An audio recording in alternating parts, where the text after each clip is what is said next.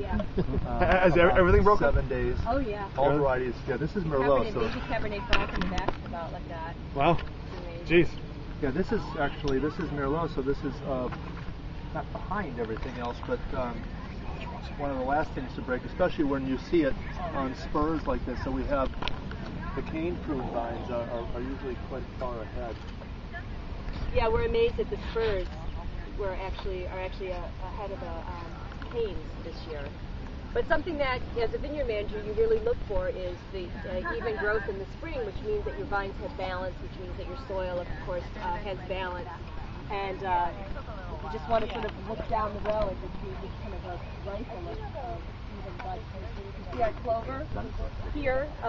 Clover, of course, takes nitrogen from the air and fixes it in the soil. So we have some pretty aggressive plantings of clover, which is just now beginning to wake up. If you were in the vineyard here in June, that's all that you would see. David spoke about 60 different broadleaf and grasses that grow in our vineyard. All of them become dominant at different times of the year. So lots of things are still sleeping and have not come out yet. For instance, these grasses that are sloughed off, these are fog grasses that have died and not come back to life yet. But what we're in now is dandelion and just the very beginning of clover season. Dandelions are beautiful because we have that long taproot. We love that in the spring because the taproot acts like drills in the soil, and all the spring rains will carry the organic matter down into the little drill holes that the dandelions have provided for us. And the spring rains, of course, carrying nutrients themselves, can impart themselves in the soil that much more. David talked about us not irrigating. We do use this irrigation when we need to, but mostly we use it for our soil drenches, and those are our compost tea soil drenches. We do different kinds of composting here. You guys all got to look at the horn manure. I think we just finished applying that in our vineyard. All you need with compost, my worm compost, my bark compost, I use 7 pounds of very high quality compost, which is about this much compost for 3 acres. I put that in warm water and warm aerated water, let that brew for 24 hours, and the millions of microorganisms that are in that compost multiply into billions of microorganisms in a 50-gallon batch of water, and I can drip that through the drip irrigation system. So once a month we're inoculating our soil with the beneficial microorganisms, and we add the fish hydrolysate, which is the ground up fish heads, tails, and guts that balance the soil so certain microorganisms grow because they like to eat the fish. We also use seaweed for fertilization that adds potassium to the soil. We, of course, fertilize only organically here.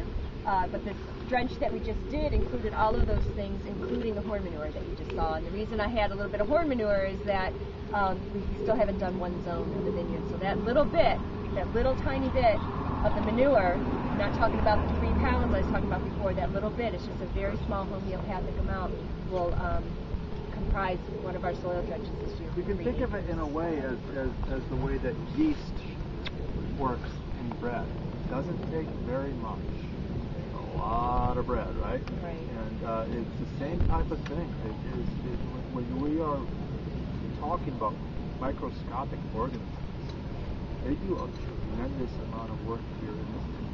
It is a life force that really overwhelmed us with good work and production. What's the horn do?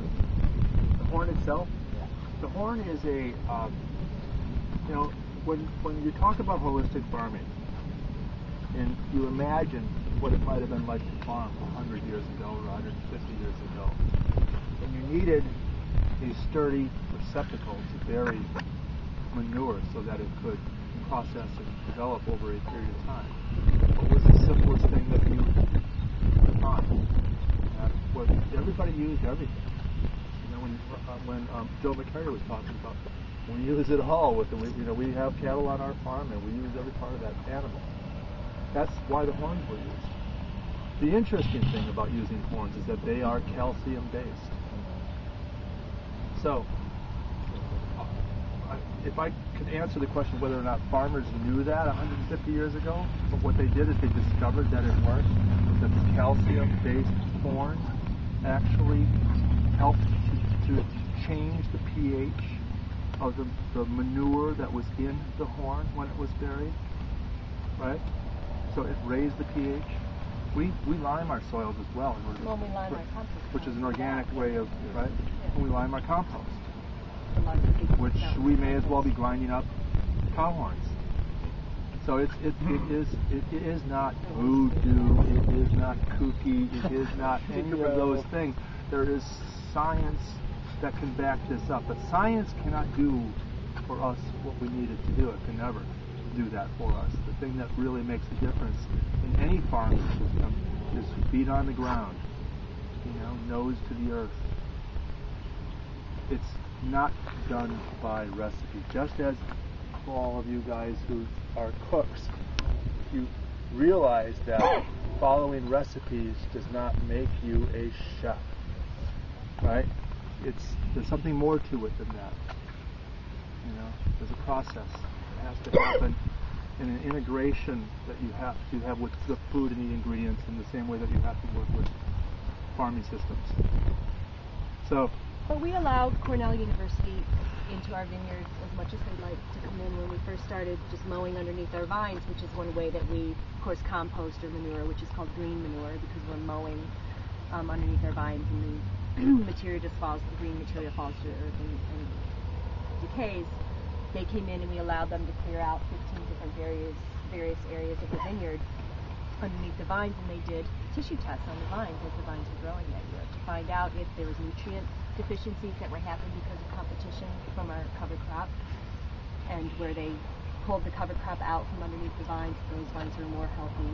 And after 2 years of study, Cornell University decided to go out and get a mower like ours that would mow underneath the vines. And moving forward with this, hopefully they can recommend that growers out here can just mow underneath their vines, because the study was very successful, that there was not nutrient deficiency and Here comes the boss, guys. Here comes the Uh-oh. boss. Here Okay. comes the boss.